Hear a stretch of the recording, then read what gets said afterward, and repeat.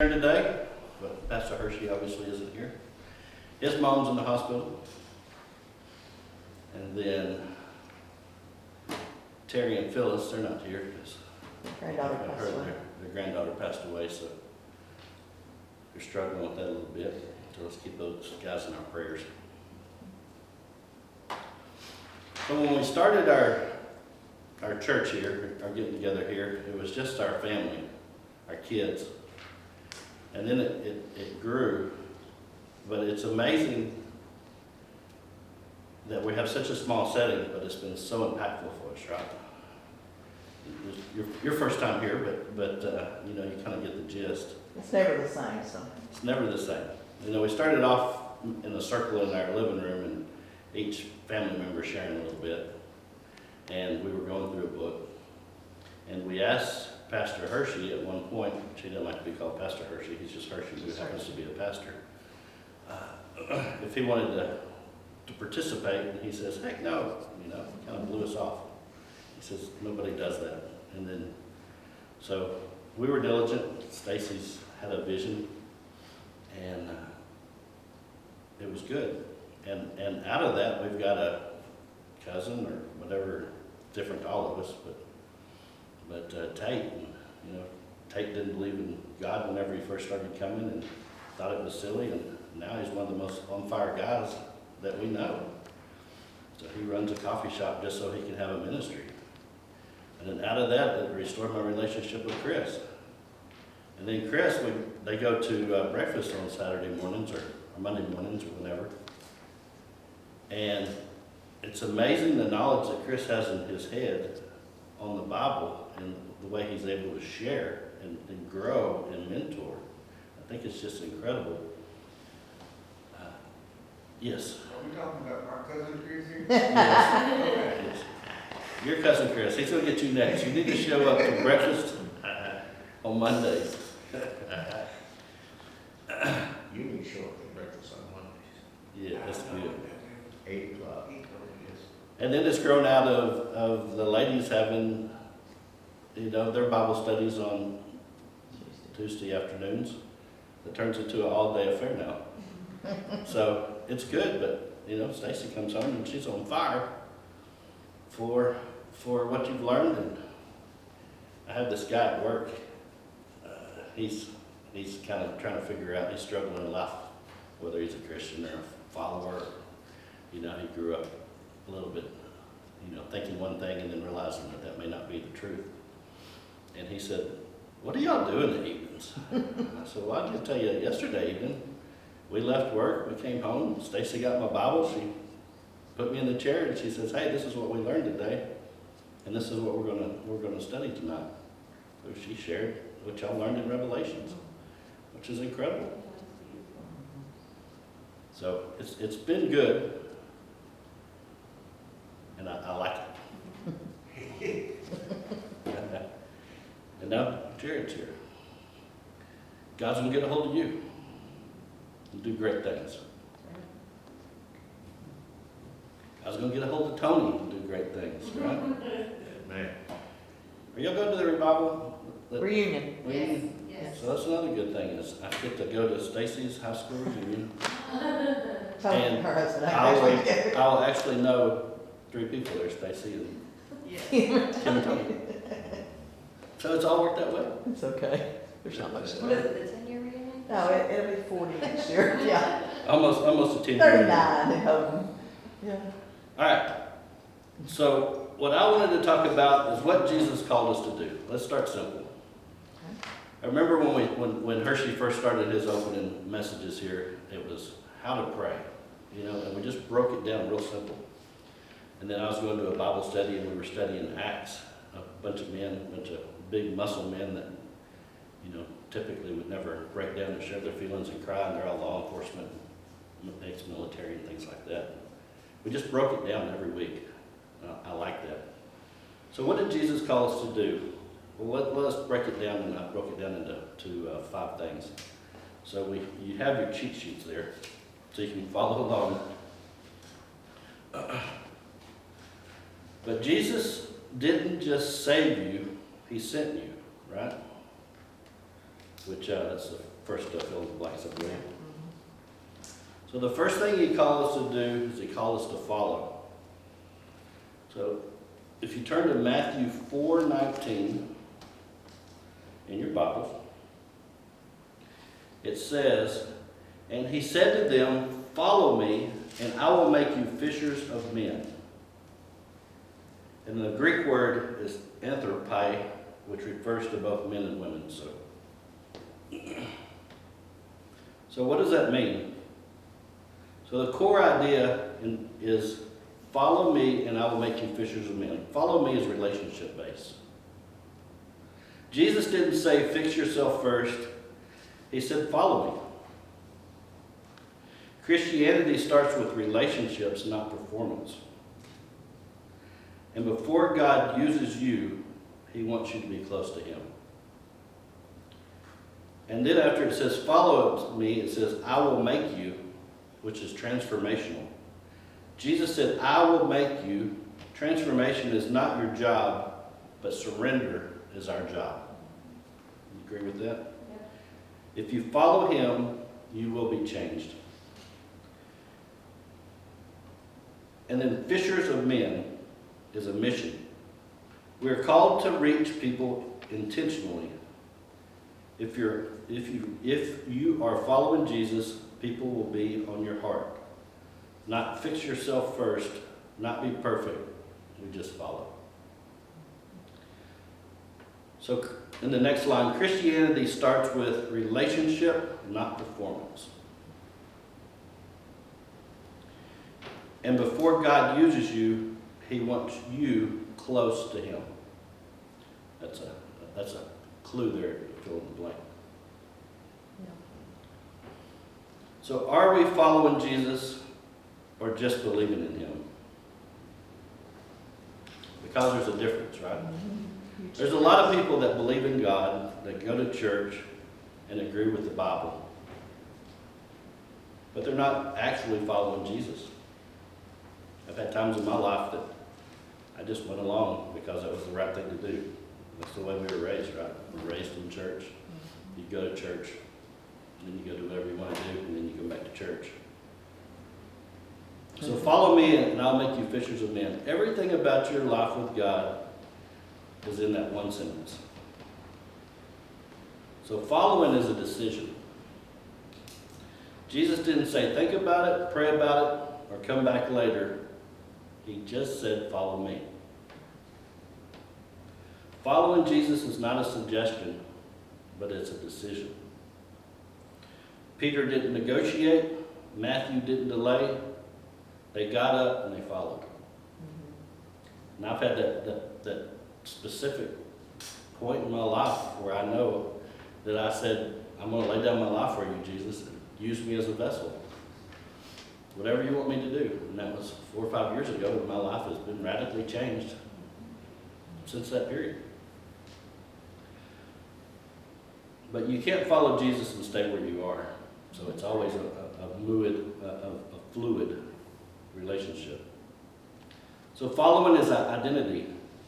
Here's where most people miss it. Jesus doesn't just change what you do, he changes who we are. Notice it, he says, I will make you.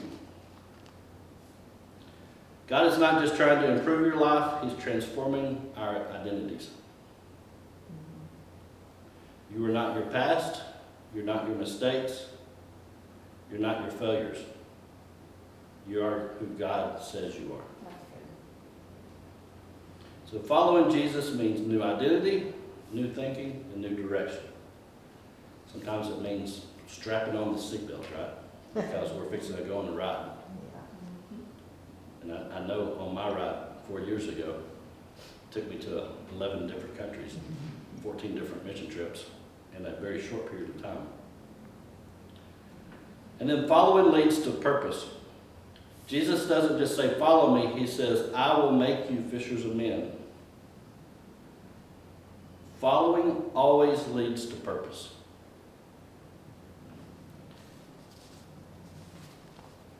You weren't just created to survive, pay bills, and get by. We were created to impact people. You don't find purpose in what you get, you find purpose in who you reach. Fishers of men means reaching people, influencing people, and bringing people to Jesus. That's our main calling. So if we look at what Jesus called us to do, that's all part of following him. And then it requires trust. So let's be honest, following Jesus is not always comfortable. It requires faith, it requires surrender, and it requires trust. You can't follow Jesus if you don't trust him. Because sometimes he will lead you where we don't understand, where we don't feel ready, and where we feel uncomfortable. But that's where the growth happens. Following Jesus means you decide to follow, you allow him to change you, you step in your purpose, and you trust him fully. If you follow Jesus, he will change you, and he will use you. God is not calling you to be perfect. He's just calling you to follow. I think that's good. That's very good. So the second thing, what Jesus called us to do, is love.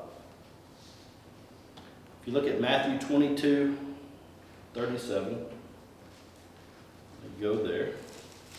37 through 39 is part of the Great Commandment. And in 37 it says, "And he said to him, You shall love the Lord your God with all your heart and with all your soul and with all your mind.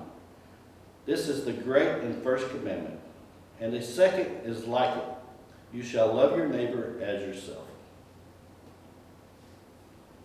So love the Lord your God with all your heart and love your neighbor as yourself. Love is not an option, it's the foundation of our Christian walk. So if we break it down, love God first.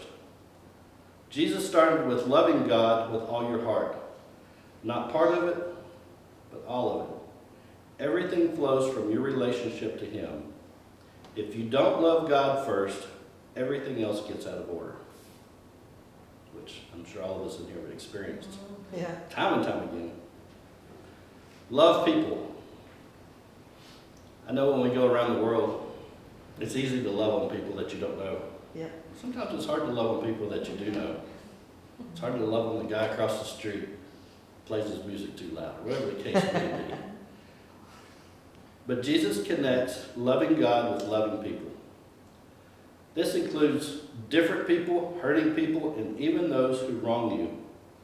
Love is not based on feelings, it is a choice. You don't get to pick who you love. We try often, I think. Yep. Love is an action. Real love is demonstrated through action. Serving, forgiving, helping, and showing up. Jesus didn't just say he loved, he proved it. So we know that real love moves. So in your fill in the blank, love is the foundation. If we miss love, we miss Jesus. Love difficult people, love when it's hard, and real love moves.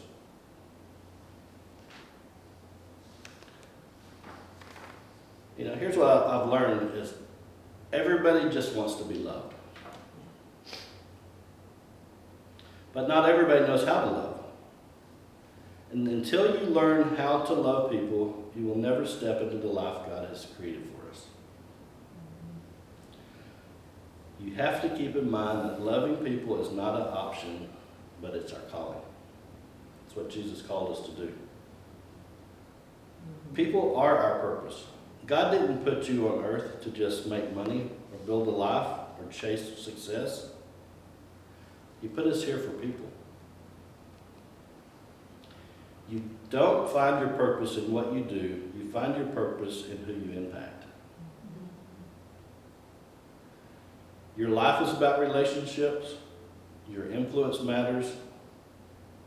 And someone's life is waiting on our love.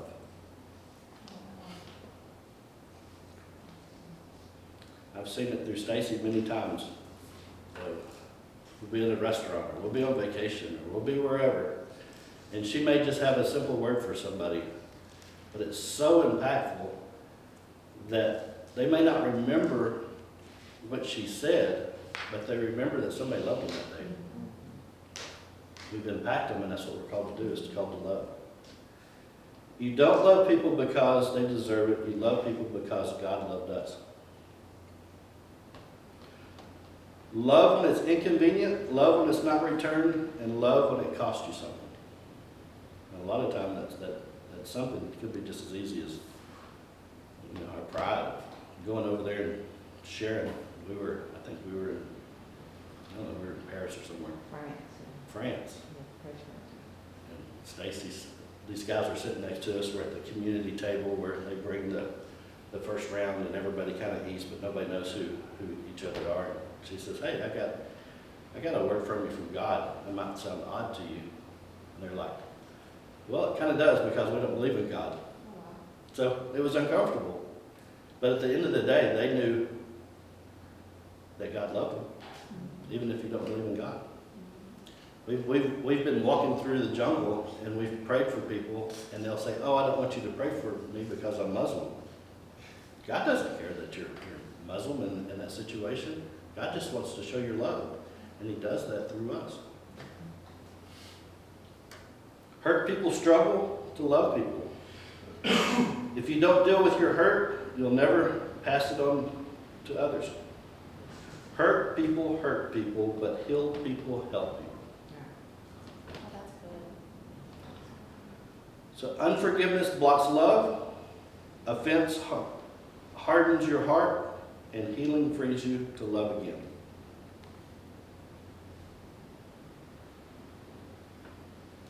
And some of us don't need more knowledge. Some of us just need healing. Different aspects of our life, right? And then the fourth part of love is how people see God. People don't experience God first, then theology. They experience Him through us. You might be the only Jesus someone ever sees. How many times have we heard that? Yeah. Right? And then we've talked, we know a preacher guy, and his line is, "I was on drugs and I did all the bad things in my life, and it wasn't until I was 25 or 30 or however old he was the first time somebody shared God's love with him." And he didn't know anything before that. And then just that one person radically changed his life, and now he's preacher and all that good stuff.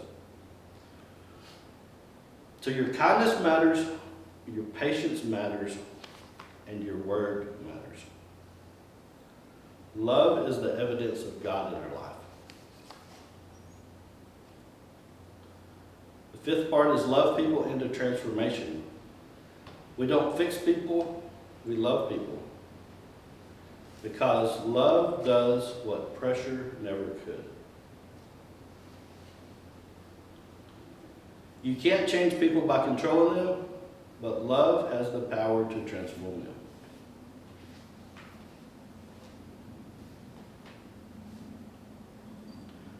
So people are your purpose. Love is a choice. Healing matters. We represent God, and love changes lives. If you want to change your life, start loving people better. Not always easy. That's what we're called to do. So Jesus called us to follow. He called us to love. And the third thing He did is He called us to go. So if you look at Mark 16,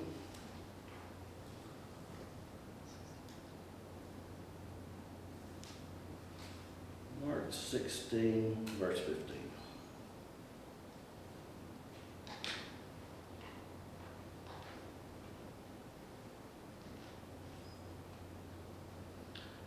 Which is Mark's interpretation of the Great Commission. It says, "And he said to them, go into all the world and proclaim the gospel to the whole creation." I've always interpreted that as, hey, let's go into the world. Let's go to different countries. But it's really, let's go across the room. Let's go across the street. Let's go across town. So go into all the world and preach the gospel. The gospel is not meant to stay with us. It's meant to move through us. We are called to go. Jesus didn't say wait. He didn't say sit. He said go. Christianity is not passive. It's always active. This commandment is not just for pastors and missionaries. It's for all of us. The world is our mission field. All the world means doesn't go overseas. It includes everyday life. Our neighbors, our workplace, our family, our community. God has always placed people around you who need to hear the gospel. And then the third is preach the gospel. To preach means to proclaim or to share. This can be done through words, actions, and how you live. You don't need a stage. You just need to have a willing heart. And the gospel must move. Someone brought the gospel to you. Now it's our turn to carry it forward. So when you're fill in the blank, Christianity is not a sit faith. It is a go faith. The gospel came to you because it was on the way to somebody else. What does that mean? It means we were never meant to be the final destination of the gospel, only a carrier of it. God saved us, God changed us, God reached us so that we could help other people be reached.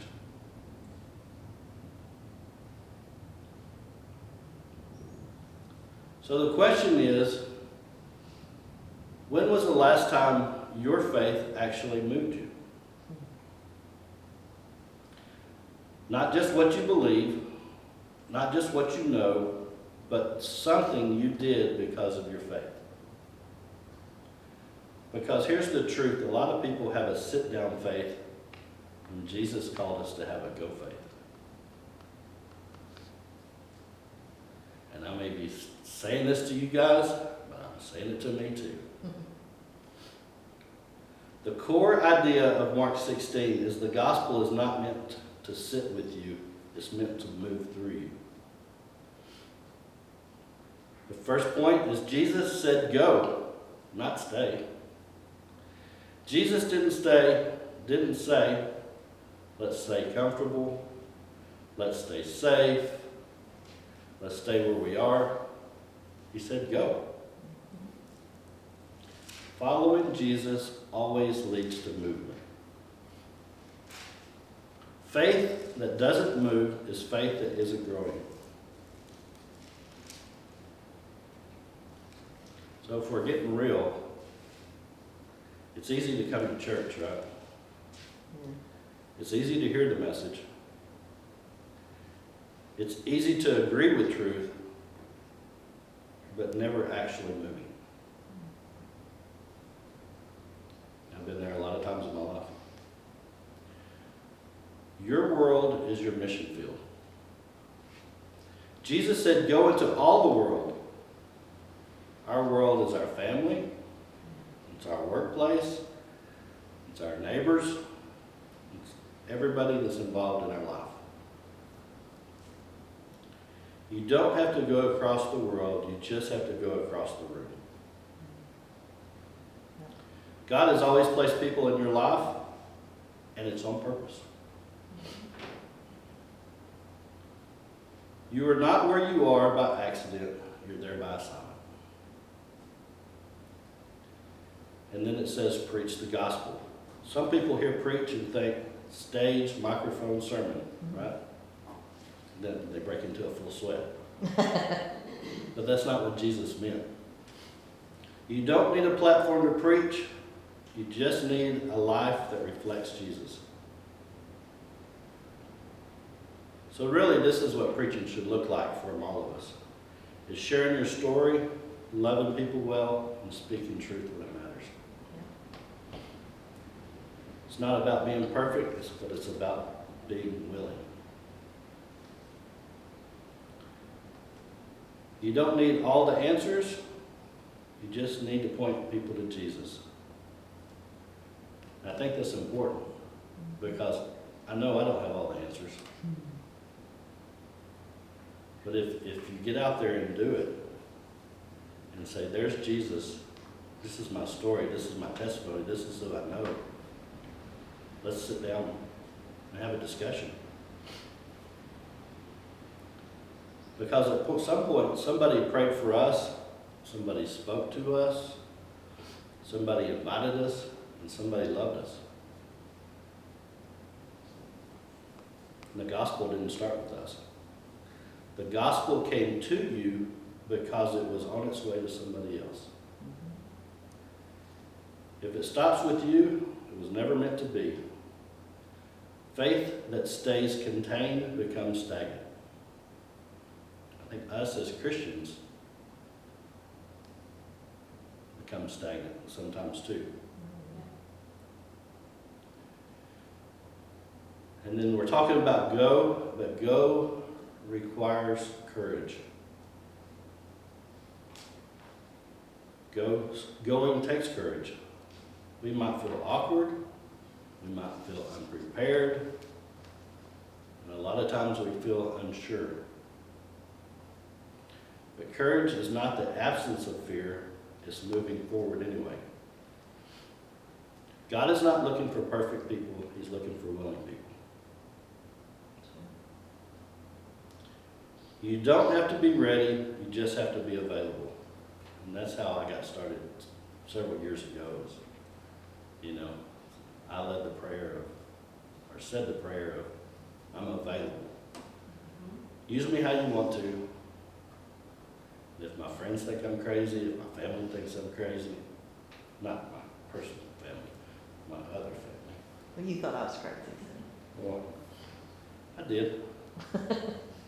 And I think even, we always make the joke, but, my son Ross thought you were crazy about a lot of things. For a long time, yeah. Until he saw it. He saw it in our living room. Jesus showed up in our living room. We prayed for somebody, and we saw a healing right there in front of everybody. And some people said, I don't believe it. Some people said, I'm inspired by it. But you can't sit there and not have an opinion on the way it goes. And then 2 weeks later, we took him on a mission trip. And he was praying for people. And he didn't know, he just had faith. It says go. Jesus called us to go. So I went. Stacy's been going for a long time. And then I went. And then we got Ross went. And we've had several other people that have gone. And you just got to be willing. Jesus said go. Your world is your mission. You don't need a platform. The gospel must move. And courage is required. So if people think that Christians are weak, they're wrong. It takes a lot of courage to be a Christian. If you follow Jesus, you will move. If you don't move, you're not fully following. God didn't save us to sit. He saved us to go. So go is the third thing Jesus called us to do. And then if you look at the fourth thing, it says make disciples. So if we look at Matthew 28:19.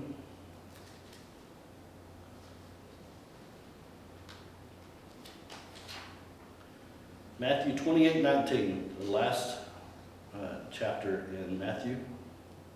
It says, go therefore and make disciples of all nations, baptizing them in the name of the Father, and the Son, and the Holy Spirit.